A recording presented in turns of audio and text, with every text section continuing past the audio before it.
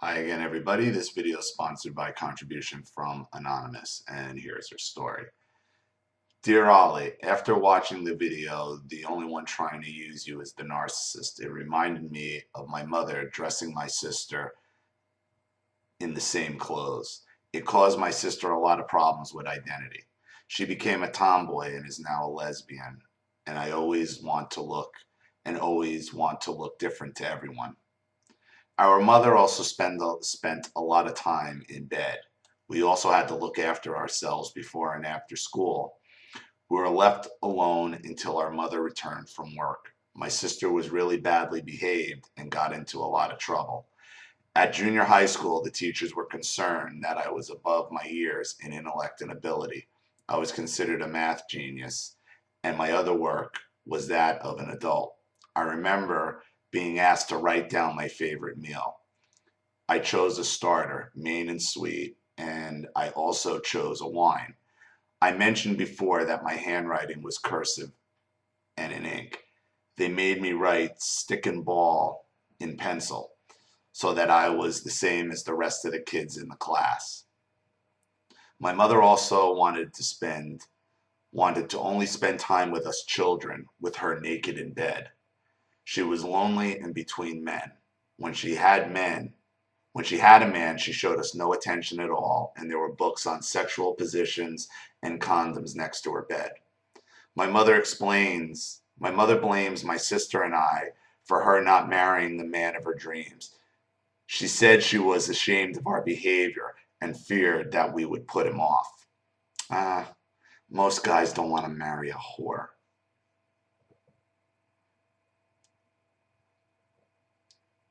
He was a landowner and very rich. My mother has always wanted money. Our mother was not interested in our health, teeth, or education. She left them to the doctor, dentist, and school. I had asthma and was clumsy. I had to take myself to and from the doctors from the age of 9, and I always went to the dentist alone from the age of 9. Luckily, the school had a dentist and a nurse. I spent a lot of time in sick bay. I think it was just the stress and maybe attention seeking. My sister was 18 months older than me, and she was badly affected by the divorce. I did not really miss my father, who worked away, and we only saw him every other weekend, even before the divorce. When I went to high school, my sister's name blackened mine. All the teachers that she had upset treated me as if I was trouble. I was not. I was a people pleaser and always got good marks. My mother ran a big store in the city, and we lived around 30 miles away. She bought a house in the town she had lived in when my mother when her mother put her in a children's home. It was a holiday town. We lived around 3 miles away from the school by the road, but because the way the school bus service was devised, we missed out. In a straight line across farmers' fields, the journey was only a mile or so. So we could either ride our bikes to school or cross the fields on foot. Our neighbors, of which there were few, would sometimes pick us up if we were walking down the road which led into town. One friendly couple, a gamekeeper and his wife that had cancer, used to ask us for a cup of coffee in the cold winter months to break up the freezing journey. My mother would tell us we were an extension of her and anything we did was a reflection on her. My sister was very naughty at school, and she smoked and stole cigarettes from the newsagent of her paper round. She would sell the cigarettes to the older students, and she made me start to smoke at the age of 9. So that I could not grass on her to mom. My mom would also like to go out with me. People would ask if we were sisters. She loved that. It made her feel young and attractive. She was very attractive but must have felt ugly because of the way she felt inside. My mother always felt superior. She estranged us from our extended family due to her superiority. She was particularly superior around her half-sister. She would buy her sister's children expensive, inappropriate clothes, branded and designer, because my auntie was very practical and only bought good quality, plain, unlabeled clothes for her kids.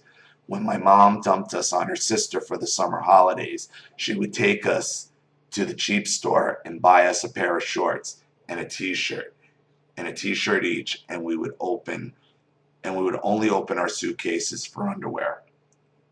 When my mother came to pick us up and saw us wearing those cheap clothes, all hell broke out.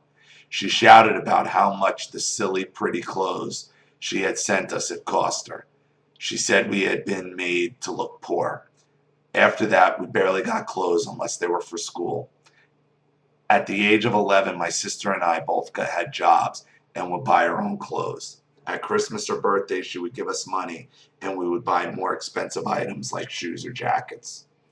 When my aunt's daughter was at high school, my mother would lavish her with designer clothes and treat her like the daughter she never had.